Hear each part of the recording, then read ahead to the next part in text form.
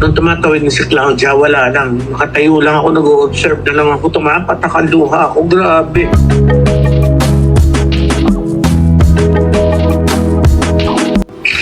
It's one of the most painful part ng buhay ko na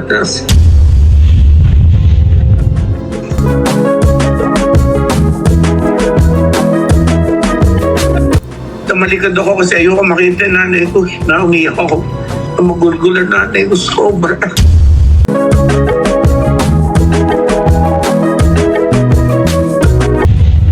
Ako pakiramdam ko lang kaya sinabi niya na hindi natuloy yung kasal. Siguro ayaw niya na akong pumunti.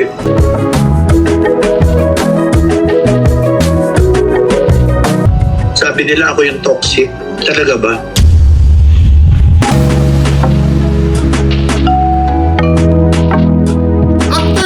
Na si Dennis Padilla, dadalhin hanggang sa hukay ang hinanakit sa mga anak. OG Diaz, mangiyak-ngiyak sa kwento. Kung bago lang kayo dito sa aking YouTube channel, huwag kalimutan mag-subscribe at pindutin nyo na rin ang notification bell para ma-notify kayo sa ating susunod na video. Maraming salamat.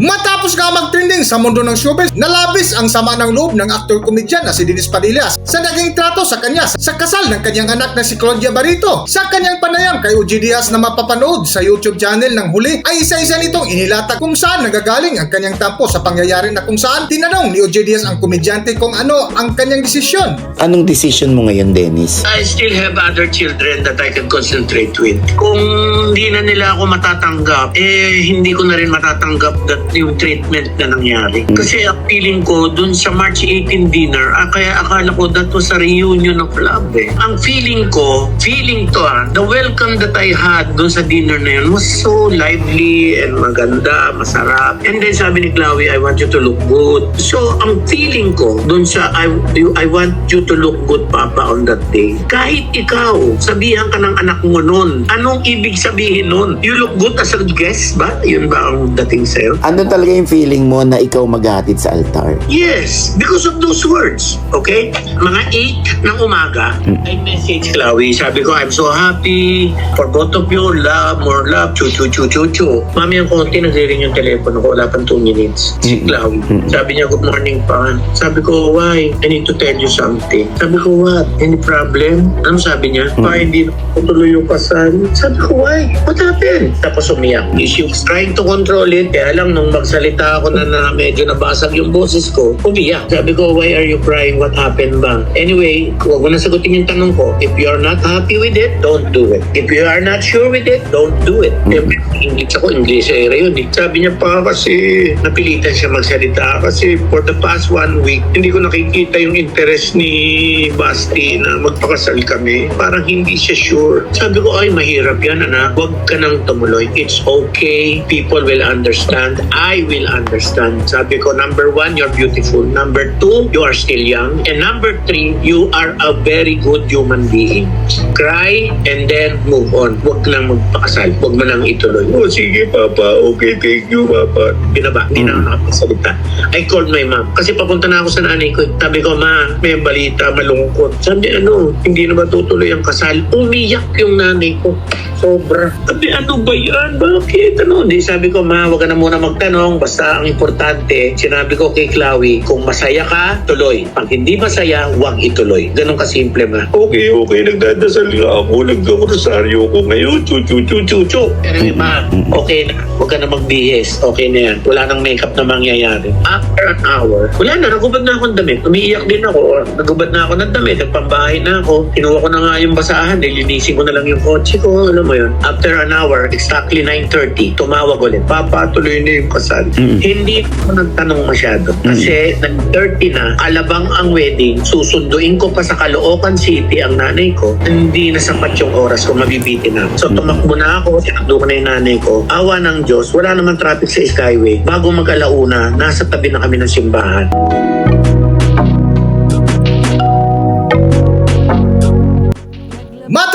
nitong Martes, April 8, 2025, nang ikasal si Claudia Barrito sa long-time boyfriend nito na si Basti Lorenzo na dinaluhan ng kanyang amang si Dennis Padilla, na ayon pa sa kanyang panayam kay OG Diaz ay atras abante ang kanilang biyahe dahil sa paiba-ibang informasyon ng kanyang anak na kung saan mabilisan ang kanilang lakad papunta sa venue ng nasabing kasal. At dahil medyo maaga sila dumating sa simbahan dahil sa biglaang biyahe ay nakaramdam sila ng gutom na kung saan bumili na lang sila ng ready to eat na pagkain sa isang convenience store. Sa gutom namin, nasa likod kami ng simbahan, meron doon marketplace, parang 7-Eleven ng Rustans. Sa loob ng Ayala Alabang, bumili na lang ako ng ready to cook na pagkain in microwave. Kumain ang nanay ko sa likod ng simbahan dahil wala pa naman tao. Pero hindi kami makakain sa labas dahil napakainit kahapon, Onji. Kumain siya sa loob ng kotse ko. Doon siya kumain ang nanay ko. Kaming dalawa, ang lalay ko si Dexter, kumain kasi may park na maliit. Doon kami kumakain. Pagkatapos namin kumain, tinawagan ko si Jean kung nasaan na siya. Sabi niya malapit na ako. Si Jean, ibinili ko na rin ng pagkain doon sa take-out food doon sa marketplace doon sa likod ng simbahan. Kumain kami. Sa madalit salita, alauna pa lang tapos na kami kumain, nagilamos lang kami at pumasok na kami sa simbahan. Wala pang tao ang simbahan. Nag-picture taking na ako, si Jean, saka si Mama. Sa sobrang excited ko, sabi ni Jean, ang aga naman natin, kuya.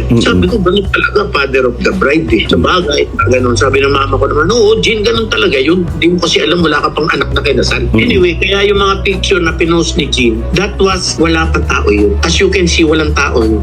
Kayo na una. Nauna kami, maaga pa, walang tao. So, okay. Kaya nakita na kami ng organizer, ng church staff, nagpa-picture na sa aming magkapatid. Alam nila ang aga ko. And then, we were just waiting. Nasa side lang kami. Eventually, tao, dumadating pa isa-isa. Hanggang dumating si Richard Gomez at si Lucy Torres. Ninong pala si Richard. Sabi niya sa akin, pare, congratulations. Anyway, nung nag-organize na, dumating na lahat, mga pamilya, nasa side pa rin kami. Ako, Jean, nag-aantay, tsaka mama ko, nag-aantay ng coordinator na lalapit sa amin. Kasi ang feeling kasi, OG, hindi ka pwede basta humalabilo. Kasi I don't know them personally, yung kabilang side. Tapos, yung mga bata, sila Julia, nang nandun sa kabilang side ng church, hindi na nga lumalapit sa amin. So, I was waiting. So, nandun lang ako, stay there, and nag-aantay lang ako sa coordinator na napitan. Hanggang mag-start na nga, mag-start na, tatawagin na isa-isa yung mag-walk doon sa aisle. Tsaka pa lang nagtanong si Jean doon sa coordinator. Sabi niya kay Dexter, Dex, tanong mo sa coordinator, saan uupo si mama? Tsaka saan uupo si kuya? Father of the bride. Ang sabi ng coordinator, kahit saan naman daw pwede umupo. Tapos sabi sa akin, kayo sir, baka gusto nyo, doon na lang kayo umupo sa tabi ng mga ninong. Nakaupo na yung mga ninong. Ayoko naman kumros doon sa mga ninong. Dahil takaw pansin, pag nag-cross ako doon, nakaupo na yung mga tao. Tsaka bakit doon mo ko pa uupuin, OG? Ninong ba ako? And then, nakita ko na lang si Marjorie, ang katabing umupo, si Leo. So, I don't have a place. Naiyak na ako.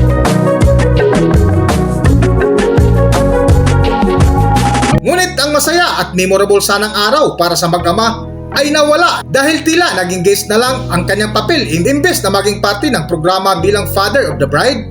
Naayon pa ni Dennis Padilla na habang pinanood dito ang kanyang anak na naglalakad papuntang altar, ay dito na tumulo ang kanyang luha. Naayon pa sa pahayag ng comedian actor, ito ang isa sa pinakamasakit na karanasan niya sa yugto ng kanyang buhay. While the march was going on, half through it, nung tumatawid na si Claudia, wala lang. Nakatayo lang ako, nag-observe na lang ako, tumapatak luha ako. Grabe.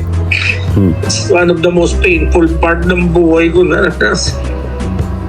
Wala to sa kalahati nung naranasan ko sa mga nakaraan, pati ng dibo, wala. And then, after my atid ni Marjorie, si Chloe sa unahan, I went to the organizer dun sa gilid. Both of them were sitting down, I was standing up, and I was talking to them while I was crying, and sabi ko lang sa kanila, Ma'am, ano ba nangyari? Di ba ako po yung father of the bride? Tapos sasabi nila, Sir, I know what you feel. We feel you, sir. Ni-raise ko po yung issue na yan during our meeting. Ang sabi po sa akin, just follow the program that I gave you. So wala po kaming magawa. Ni-raise daw nila, paano yung father of the bride? Pagkausap nila ako, umiiyak. Sabi niya, Sir, I raised that issue regarding the father of the bride, pero they told me na just follow the program that I gave you. So wala po akong magawa. Sir, I feel you, I'm sorry. Sabi ko sa akin din, huwag sa kumaloob niya kasi wala akong mapag-vent out eh. wala akong mapagsabihan. Tapos sumupo na ako. Pero lahat ng ito, habang nangyari ito, nakikita ni Jean yung iiyak ako. Sa kanan ko siya. Alam mo, sa totoo lang, Oji, mas masaya pa ako hindi ako invited tapos dumating na lang ako. Yung gate crasher. Mas gusto ko pa. Kasi hindi ka nila pinansin, problema mo yun. Hindi ka invited, pumunta ka eh. Hindi ka pinansin, wala akong magagawa. Pwede, iwanan mo lang yung gift mo sa organizer, pabigay mo. Kung makarating, thank you. Kung hindi, di wala. Wala kang i-expect. So I rather hindi na-invite. Sobra kayong na-hurt nung umiyak ang nanay mo. Sobra. Ayaw pa nga ng nanay ko umiyak eh, pero nakita ko nakatingin sa akin. Tamalikad ako kasi ayoko makita yung nanay ko. Na umiyak ako. Magulgulan nanay ko sobra. 82 years old yun. Namumutla nanay ko na hindi ko maintindihan. Pero lumapit naman yung mga anak mo sa lola nila. Hindi. Ang nangyari, nung picture taking, hinatid ko mama ko, sabay ko nung pa-picture. Kasi ang plano namin ni Jean, sabi ni Jean, kuya, huwag na tayo umattend dun sa, sa reception. Sobra na yun. Masyado na. Baka mamaya wala ka rin portion dun. Pag wala ka pa dun, huwag na. Malis na tayo. Tapos sabi nung coordinator, sabi ko, ito yung gift ko, pakiabot na lang po. Nung alam niya nga, alis na ako dun sa wedding. Lumapit yung coordinator, hinawakan ako sa kamay, umupo sa tabi ko, in-rip niya yung kamay ko, sabi niya, sir, can you stay for a while? Kasi ang request po ni Chloe ay gusto raw niya may picture ka with them sa altar. So sabi ko kay Jinjin, pagbigyan na natin, kawawa naman yung bata, walang magawa. Alam mo, ayaw ni Chloe yun. Naging arrangement na yun. Ayaw niya yun. Ayaw niya yun. Siguro kaya ako pakiramdam ko lang kaya sinabi niya na hindi natuloy yung kasal. Siguro ayaw niya na akong pumunti. So ngayon, ano na ang desisyon ni Dennis? Ayoko na. Surrender na. I'm finished. What do you mean finished? Tatay na lang nila ako pero bringing back the relationship, wala na siguro. Maybe we can just play around with the memories pero that's it. Finish. When you say finished, pati yung mga post mo about them. Yes. Tatanggalin ko na lahat. Ang hirap lang kasi hindi isa-isa ko eh. Ang dami. Ngayon ko lang na-realize, Oji. Ngayon ko lang na-realize. Not one of my children even posted my picture in their Instagram. Not once. Ni wala akong picture sa kahit sa ang social media nila. Ni walang mention ng pangalan ko, ng nanay ko, ng tatay ko, na artista din sa kanilang mga social media posts. As in, zero. Why, Oji?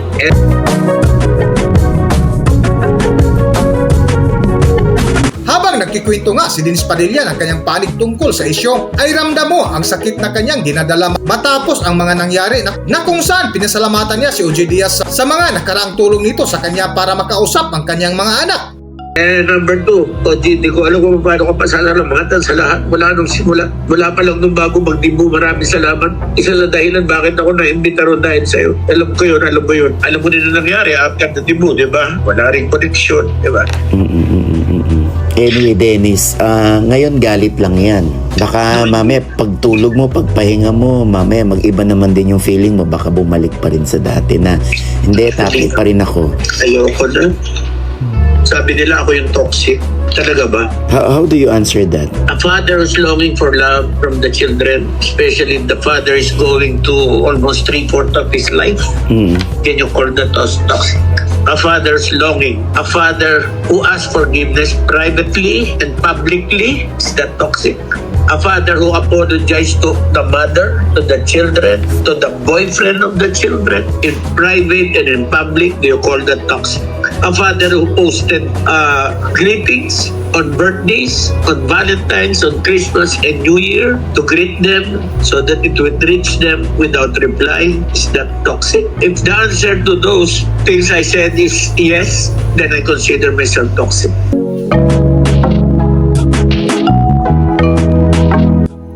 Habang patuloy nga na kinausap ni OJ Diaz si Dennis Padilla, ay tinanong ito ni OJ kung ano ang kanyang mensahe sa kanyang mga anak na kung saan nakakaiyak ang kanyang mensahe. Anong message mo sa mga anak mo? Wala na. I'm sorry, wala na. Na ano to, napagod ka na? Napagod na. I thought hindi mapapagod. Ako alam ko hindi eh. Pagod na. It can be starting again. I will concentrate na muna sa campaign ko because the people are happy to see me. Kung mawi-witness mo lang gano'n sila kasaya pa nakikita ako on the streets, cannot imagine on you. Hindi ko nga alam kung bakit nasa sa inyo makita ako dahil artista ako o naaawa kayo. Baka halo-halo na yun, Dennis. Yes, I can hard. So Dennis, I'm sure no, tatay din ako. Kaya alam ko out of frustration, sobra ka lang na disappoint. Kaya ganyan ang reaction mo. And alam ko naman, lumapit ulit sa yung mga anak mo, wala. Durog ka na naman. Lalambot na naman ang puso mo. Parang hindi na siguro. I think I will carry it to my funeral. Bibit-bitin ko na lang to. Hanggang mamatay ako. Hindi ko na babaguhin. Ayoko na. Pagod na ako. Dennis, hindi, tatanong ko lang. Kasi nag-post ka rito na, parang meron kang chronological Yes. na, anong tawag nito? I tried asking for an invitation before the wedding for me and my mother. Pero walang ipinadala. Pero nag-PM ng details ng wedding. So Yes. dito lang meron ka ng kutob? Wala pa. Wala pa. Kaya Wala. lang, gusto ko makita yung program. Gusto ko makita yung program. Gusto ko makita kung sino yung ninong. Gusto ko malaman kung ano pangalan ng balae, first name ng tatay, tsaka nanay. Kasi nung first meeting namin ng March 18 with Basti, sabi kasi ni Clawy sa akin, bago kami nagkita, sabi niya, pa, okay lang ba na kasama si Basti? Pag na-meet mo kami si Julia, Leon, tsaka ako, sabi ko, okay lang ba tayo muna mag-usap? Tapos after maybe 30 to 1 hour, masunurin, gula lang siya. Oo. Sabi niya, sige, Papa, di na nag-usap kaming dalawa, kaming apat muna. Oo. After mga 45 minutes, tsaka dumating si Basti. Bago dumating si Basti, winarningan na ako ni Clawy. Ang sabi niya, Papa, baka manibago ka. Introvert si Basti. Halos hindi nagsasalita. Ako yung introvert. Sabi ko, okay, no problem. So pagdating ni Basti, one question, one answer lang talaga siya. What's your name? Taon ka? Ilang kayo magkapatid? Ilang taon na tatay at nanay mo? Basic question yan, talagang ganun nga. Introvert yung tao. Naintindihan mo naman. Naintindihan ko naman. So, ganun siya, ganun ang pagkatao niya. So, nung pauwi ako, parang weird. Ako, dahil parang dapat pagka makikilala mo yung binan mo, dapat ikaw yung makwento, di ba? Para makilala ka. Wala. Introvert nga. Pagkatao. Anyway, tinanong ko yung pangalan niya, tinanong ko yung apelido niya. Tapos, after, I think, 2 days, or March 20 or March 21, nag-message ako kay Claudia. Sabi, Clau, ito address ko, dito mo nang padala yung invites ko, tsaka ni Mama, ni Lola. Hindi sumakot. After an hour yata, or an hour and 2, si Leon ang minessage ko. Sabi ko, Leon, please tell Ate Clawy to send the invitation to this address. Binigay ko yung address ko, walang reply. So both no reply. Hanggang dumating na yung araw ng wedding, wala akong nakuhang reply. Pero 2 days after dun sa walang reply regarding the invitation, may nakuha akong PM sa Viber. Nakalagay doon, Dear Papa, here's the details of my wedding. 1:30 call time to 2:30 wedding sa St. James the Great sa Alalabang. Reception sa Lake something dyan sa Santa Elena. So ayaw nila akong padala ng invitation. Yung physical invite. Ayaw nila magpadala. Okay. Si Julia, tinawagan mo naman or Hindi ko lang tinext mo? kung bakit ayaw. Hindi mo lang alam. Kasi pag nakita ko na wala ang pangalan ko doon, 50-50 kung dadating ako o hindi. Yun ang mo, feeling mo na pwedeng mangyari. Pakita, kunyari, magsabi ako, punta ako, nakita ko yung invitation. Wala naman ako sa program. So, nasa akin na yun kung do you want still to go? Hindi. Diba? Ganun yan, diba? Oo. So, yan yung meaning nung I tried asking for invitation.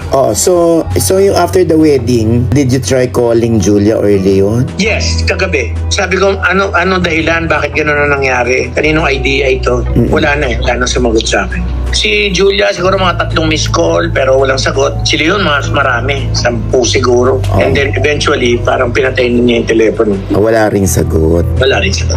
So, after trying so many times, sabi ko, wala na siguro. This is the end. And finally, I surrender. And finally, I posted everything.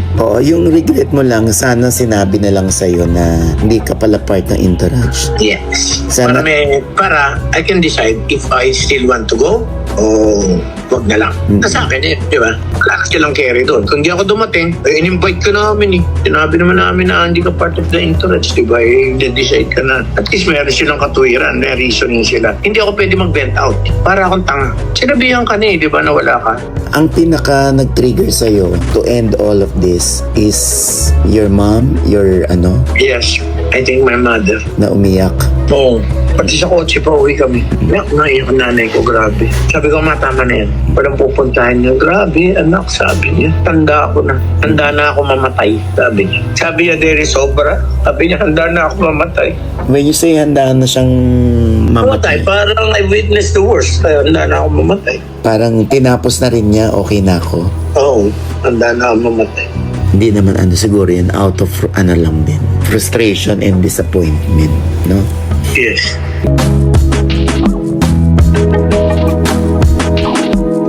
Sa dulo nga ng mensahe ni Dennis Padilla sa kanyang mga anak dahil sa mga nangyari, ay hindi na nito ipagsiksikan ang kanyang sarili na maging bahagi pa sa buhay ng kanyang mga anak at bibitbitin niya ito hanggang sa kanyang huling araw. Para sa buong kwento, narito ating pakinggan at panoorin ang video. Narito ang video. Kira sila. Alam ko si Claudia, ayaw niya yung nangyari. Alam ko, napipil ko, ayaw niya yung nangyari. Gusto niya akong umupo doon eh. Gusto niya akong kasama magatid sa kanya. I can see it in her eyes eh. Nararamdaman ko kahapon eh. Pagharap niya sa mga tao, hinahanap niya ako. Talaga? Saka diba, G, wala ka nang babalikan. Anong babalikan mo? Wala ka nang babalikan eh. When you say wala ka nang babalikan, ano yun? Anong babalikan mo? Natapos na yung wedding eh. Anong babalikan ko? Paano ko i-rewind yung moment na yun? Kaya busy ngayon ako dahil nagdidelete ako sa Instagram ko eh. Wala pa ako sa kalahati. Ang dami pala. Sobra ngayon ko lang na-realize through the years. Ang dami pala. OG, grabe. Tingnan mo yung Instagram ko. Ang dami. Napagod na ako ng kakadelete. Ang dami namin. Ang dami ko palang na-post. Birthday, Valentine's, Christmas, New Year. Grabe, ang dami pala. Old pictures. Ito yung mga pakiusap mo pa sa kanila na makita sila, makasama sila. Ngayon ko lang nakita yung iba nasa ilalim. Ang dami, sobra. Pwede mong i-collage to. Grabe to. Ikaw magiging main witness ko dito sa buhay ko na ito pag nawala ako. Nakahinga ka na? Yes, I did. Okay ka na? Now, yes. Naiiyak lang ako pero sarap. I feel good. You feel good now? No, I feel good kasi, di ba? Tanggap mo Nailabas ko na. Number 2, it's done. It's finished. Done na. Yung iba maguguluhan, ano to, tinatapos na ni Dennis yung relasyon niya sa kanyang mga Yes, anak? yes. Ako na masusunod ngayon, hindi na sila. Pero hindi natin alam, Dennis, baka biglang isang araw magkasama Ang ulit problema kayo. ko yun, hindi naman nila ako makakausap at makikita. I won't give them any chance to see me or talk to me. I will not give them any chance. I-mention mo yan. I-mention mo yan. Ayan ang papakiusap ko sa'yo. You have Sige. to mention that pagka nag-vlog ka. You have to mention that. Sinabi sa akin ni Dennis, hindi nyo siya makakausap na, hindi nyo na siya makikita. And that is final. Don't dare approach or talk to him or call him. Mapuprostrate lang kayo. Paalam na to eh. This is a permanent goodbye. Maybe the last time that you will see me, sa loob na ng kaba ko ngayon, dahil di na ako makaiwas. Hindi ko naman kayo babandon. Anak ko kayo. Pwede kayo mag-cheater. Kung gusto nyo mag-donate ng pambili ng biskwit, pwede rin naman yun. Mahaba pa buhay mo. Ano pa eh, marami pang walang closure. May dalawa pa akong anak nasa maliliit. 12 years old pa ako, tsaka 8 years old. Di ba? Oo, correct. Anyway, Dennis, sana maghilom ang ano, no? Mahirap para sa akin Hindi, magsalita. maghihilom naman yan. Oo. Pero wala nang babalikan. Maghihilom naman, pero wala nang babalikan. Would you say na that you've done your part as a Oo, father? lahat. Oo. Wala na. Hanggang doon na lang. Naubos ka na? Naubos na. naubos. OG, alam mo kung saan ako nang gagaling. Ang saya-saya pa naman, nagpunta. Diyos ko, tuwan-tuwa ako nung nakita ko kayo. Oh, Late ko pinost yun, March 18 pa yun. late mo ang pinost. Pinost ko lang yun a day before the wedding. 2 days before the wedding. That was March 18. Dennis, wala ka bang ibang inkling or kuto bakit biglang sinabihan ka ni Claudia na parang hindi na matutuloy ang kasal? Hindi ko alam bakit. Hindi, ang sabi niya parang si Bastrio parang hindi masyado excited for almost a week na. Kaya parang nanduda na rin daw siya kung itutuloy pa. Siguro ano mo yun, may jitters minsan din. Baka yun. So, feeling mo naman, hindi dahil ayaw ka na lang niyang paatinin, kundi sa yun na napansin niya kay Di ba ano. pag kinakasal? Nervyos. Anyway, meron ka bang message sa mga hindi nakakaunawa sa iyo? Message ko lang sa mga yung mga nagbabasa, sa mga nakikinig o nagbabasa. Pag magulang na kayo, baka maintindihan nyo. Pero kung hanggat hindi kayo magulang o hindi kayo tatay ng isang daughter, wala kayong karapatang mag-comment. Hanggang dito na lang muna ang ating video at kung nagustuhan nyo, huwag kalimutan mag-subscribe at pindutin nyo na rin ang notification bell para ma-notify kayo sa ating susunod na video. Maraming salamat!